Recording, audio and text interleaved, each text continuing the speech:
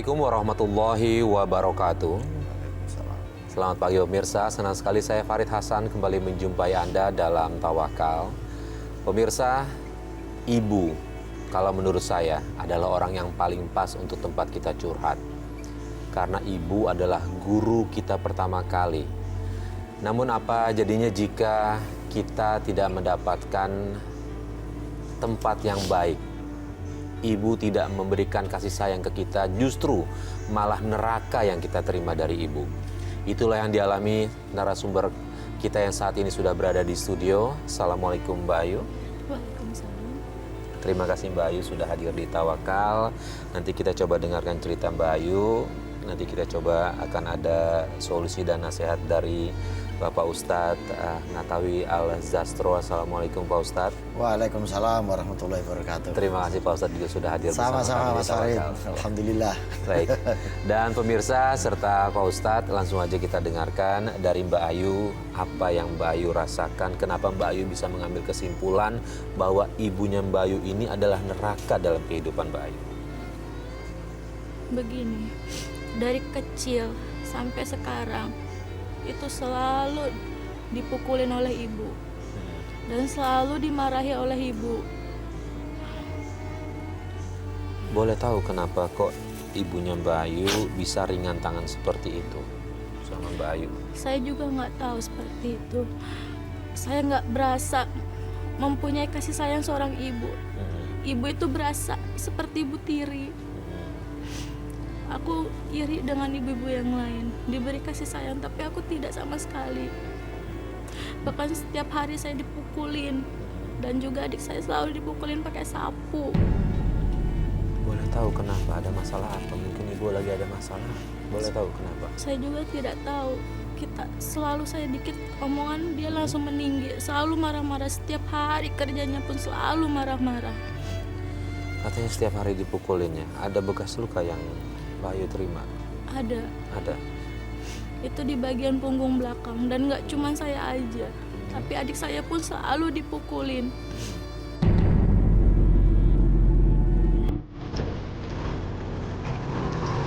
Kak, aku pengen snack itu boleh ya?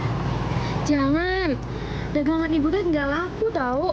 Nanti kalau kamu ketahuan ibu dimarahin. Berna, ibu lagi ke pasar. Bilangin ibu.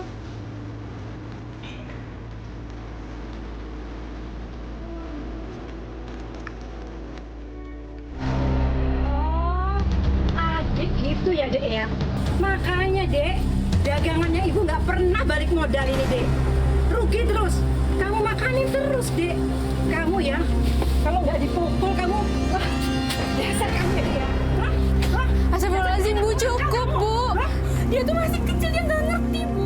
Kamu juga ayo ya. Waalaikumsalam. Astagfirullahaladzim, ibu sadar bu. Ngapain sih bu marahin anaknya terus? Asal ibu tahu ya, gara-gara ibu marahin anaknya terus, warga di sini semua merasa terganggu bu. Asal ibu tahu, sadar bu. Pak RT, biarin ya Pak ya. Ini warung Pak, warung saya Pak. Rumah juga rumah saya. Mulutnya ini juga mulut saya Pak. Ngapain Bapak ikut campur? Astagfirullahaladzim. Sadar bu, sadar.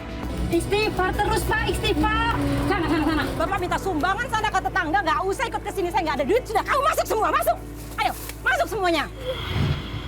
Ini Pak Ustadz, Iya. seorang ibu nih, yang tadi saya bilang adalah harusnya guru pertama yang ngayomi kita dari kecil, tapi yang dialami oleh Mbak Ayu ini adalah justru menganiaya anak-anaknya nih Pak Ustadz.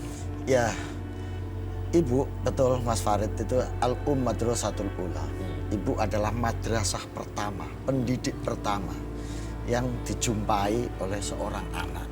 Karena sejak kecil itu ibu dekat dengan anak, teman bercurhat, tempat ngomong, tempat mendidik.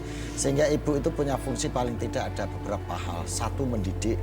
Dua, membimbing. Ketiga, memberikan kasih sayang. Keempat, mendoakan anak-anaknya. Nah, dalam rangka mendidik inilah ibu ya, mungkin kadang ada metode-metode tertentu. Tapi kalau kenceng terus, keras terus, itu justru menjadi tidak baik, apalagi untuk perkembangan psikologi anak. Tapi yakinlah bahwa pada hakikatnya tidak ada seorang ibu pun yang menghendaki anaknya celaka. Tidak ada satu orang ibu pun yang menginginkan anaknya gagal dan menjadi orang yang tidak baik. Kami tidak tahu ibunya Mbak Ayu ini ketika melakukan semuanya itu kok sampai sekeras itu, kok sampai seketat itu memberikan pendidikan pada anak-anaknya sampai melampaui batas. Di dalam Islam itu sendiri dalam melakukan pendidikan, dalam memberikan bimbingan itu ada fase-fasenya. Dengan kaulan ladzizan, dengan kata-kata yang baik, dengan kasih sayang yang penuh. Tidak harus dengan cara-cara yang terus kenceng dan terus keras seperti itu, karena itu bisa berdampak melukai hati bagi sang anak itu. Gitu. Bu Ayu, Bapak masih ada? Masih ada. Nah, yang jadi pertanyaan dari saya, mungkin juga Pak Ustadz akan terlintas. Bapak tahu apa yang dilakukan ibunya Mbak Ayu ke Mbak Ayu dan adik-adiknya? Tahu. Terus reaksinya apa, Bapak? Justru malah Bapak itu sering nasihatin sama ibu. Ibu sholat. Tapi ibu tuh nggak pernah mau sholat. Malah ibu tuh selalu menyepelekan Bapak. Malah dibilang, buat apa sholat? Nggak ada gunanya. Toh kita masih begini-gini aja. Nggak pernah akan jadi kaya.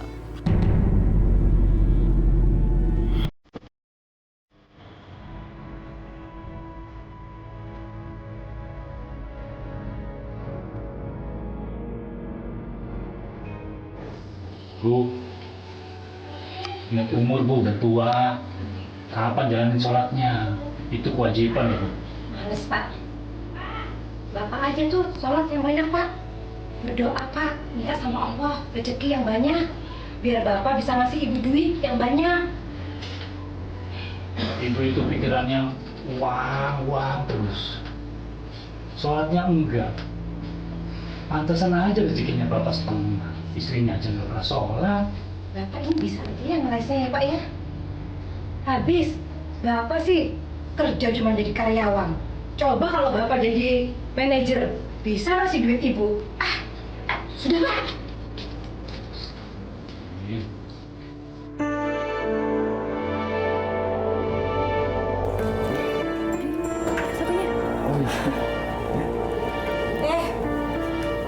Ini lagi asik-asik pacaran di sini.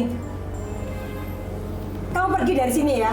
Ayu nggak pantas buat kamu. Ayu sudah ibu jodohin sama orang kaya. Kamu tuh cuman karyawan biasa. Kamu bisa nggak beliin Ayu mobil? Astagfirullahaladzim, Bu. Ibu jangan ngomong kayak gitu. Ayu malu, Bu. Ayu tuh sayang sama dia, Bu. Ibu jangan kayak gitu dong, Bu. Yuk, kamu mau susah lagi hidupmu? Iya, susah kayak bapak kamu itu. Astaga. Jadi kamu selama ini susah sama saya? Iya, saya susah sama bapak. Dasar istri nggak tahu diuntung, saya tanam.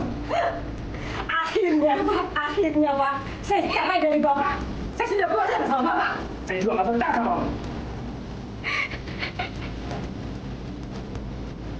Ayo, ibu kamu tuh kamu sakit. Maafin bapak ya. Ya. Warung pun nggak pernah akan jadi ramai. Setiap hari saya selalu aja dinasihatin sama bapak, udah kamu sholat.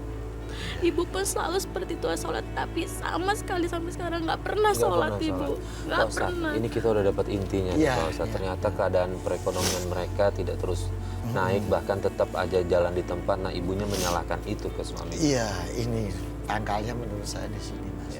Jadi fi qulubihim maradun fazadahumullahu maradan. Jadi ini dalam bahasa Al-Quran, ibu ini tertutup hatinya. Hati yang keras, hati yang tertutup, itu tidak bisa menerima hidayah, tidak bisa menerima saran kebaikan. Jadi apa yang dilakukan oleh ayahnya Mbak Ayu ini sudah benar. Sebagai kepala keluarga, sebagai ayah, sudah memberikan nasihat yang baik kepada istri yang menjadi tanggung jawabnya. Ini bagian dari pengamalan ayat ku anfusakum wa ahlikum naro. Jagalah keluargamu, ya, dirimu dari api neraka. Tanggung jawab ini dilakukan oleh ayahnya Mbak Ayu dengan cara mengingatkan ketika melihat ibu bersikap keras pada anak. Sehingga kalau sudah kelewatan begini ini, mohon maaf ini Mas Farid ya, Mbak Ayu, kayaknya ibu sudah melampaui batas-batas pendidikan itu. Saya khawatir ini hanya sekedar menjadi ekspresi kejengkelan, ekspresi kebencian, ekspresi pelampiasan dari kekalutan-kekalutan itu, sehingga larinya ke anak-anak atas nama pendidikan, atas nama jalan yang baik, akhirnya melakukan kekerasan-kekerasan seperti ini. Ini Masya Allah, kalau ada perempuan, istri dinasihati suami untuk melakukan tindakan baik, menjalankan syariat, kok melawan, ini sudah Masya Allah ini Mas Farid, gitu ya. Jadi kata salah satu kaul ulama, itu ini boleh dicerai kalau sudah melakukan hal-hal seperti ini. itu. Nah, meskipun sebagian ulama lagi mengatakan jangan, tetap dipertahankan. Karena belum tentu ketika dicerai dia menjadi lebih baik. Tetap aja dipertahankan dengan dididik sebaik-baiknya. Nah ini Mbak Ayu, Bapak sama Ibu gimana? Terus atau cerai? Sebenarnya sudah bercerai. Saya pun hingga depresi, saya sampai keluar dari rumah selama 5 tahun. Giliran saya balik lagi karena saya kasihan sama adik saya. Saya takut dia diapa-apain sama ibu. Tapi giliran udah saya balik lagi ke rumah, ternyata ibu udah nikah lagi sama berondong. Dan itu saya bukannya senang atau apa, tapi saya jijik. Saya nggak mau, sampai saya akhirnya depresi. Udah sempet nanya kenapa Ibu memutuskan memilih pria itu? Saya juga nggak pernah tahu dan saya nggak mau menanyakan. Saya lebih baik menahan. Saya lebih adik. Saya ingin menjaga adik saya. Akhirnya sampai seperti saya juga sering dipukulin. Adik saya juga sering dipukulin. Pria itu lebih kaya atau sama biasa? Sama aja. Sama aja, Ustaz. Enggak, Masya Allah. Itu Mbak Ayu ketika pergi meninggalkan rumah itu kemana Mbak Ayu? Ke rumah saudara atau kemana? Saya ke rumah saudara dan juga sahabat juga. Tapi semuanya pada memihak ke saya. Tapi Mbak Ayu merasa mendapatkan ketentraman, mendapatkan keteduhan batin ketika berada di tempat itu ya. Nah ini problem ini Mas Farid ya. Berdasarkan catatan dari National Runway Safe Line, itu anak-anak yang meninggalkan rumah karena kekerasan orang tua itu setiap tahunnya berkisar antara 1,6 sampai 2,8 juta. Dalam mereka meninggalkan rumah, cari keteduhan, cari ketenangan batin gitu ya, karena tidak tahan kondisi di rumah akibat kekejaman orang tua ini gitu. Nah, dan larinya macam-macam. Ada yang kemudian ke jalanan, ke pelarian-pelarian yang lain. Alhamdulillah Mbak Ayu larinya masih ke tempat saudara, ke teman-teman sehingga terlindungi dengan baik. Jadi ini menjadi catatan bagi orang-orang tua yang punya tanggung jawab untuk mendidik anak, punya tanggung jawab untuk membimbing anak, mempersiapkan generasi menjadi lebih baik. Apa yang terjadi pada Mbak Ayu ini menjadi cermin besar bagi kita semua. Bagaimana kehidupan keluarga dengan bimbingan agama yang kuat, dengan bimbingan agama yang baik, menjadi fondasi dalam keluarga. Kalau saya melihat apa yang dilakukan oleh ayah Mbak Ayu ini sudah benar. Dengan mencoba dengan pendekatan agama, mengajak ibunya untuk sholat, mengajak ibunya untuk menjalankan syariat secara benar. Tapi ternyata ibunya ini berkeras hati. Jadi hatinya masih tertutup, hatinya masih terhijab oleh kebaikan-kebaikan. Ini menjadi problem utama. Setelah mereka pisah, ayah tinggal di mana? Ayah tinggal di kampung. Terus Karena Mbak Ayu nggak ikut ayah pada saat yang 5 tahun itu, nggak sama sekali nggak ketemu ayah?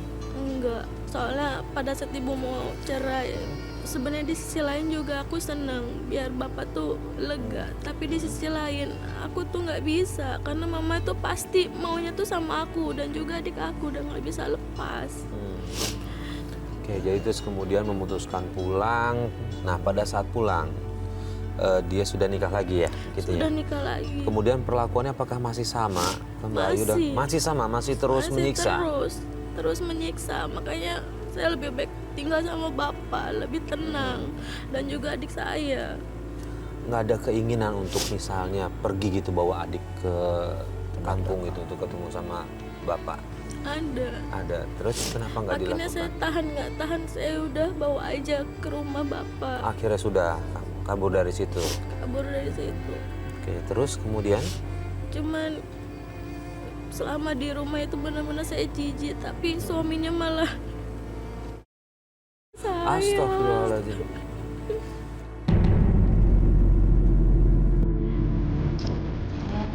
Ya.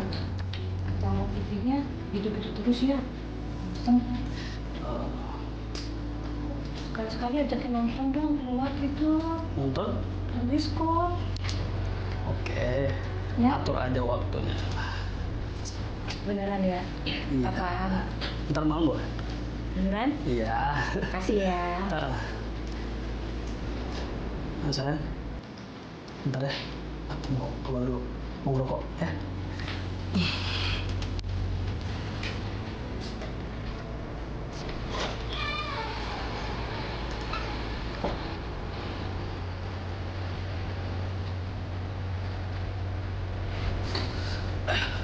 Ngapain kamu di sini? Mau pakai kamar mandi ya? Iya, tapi berdua sama kamu.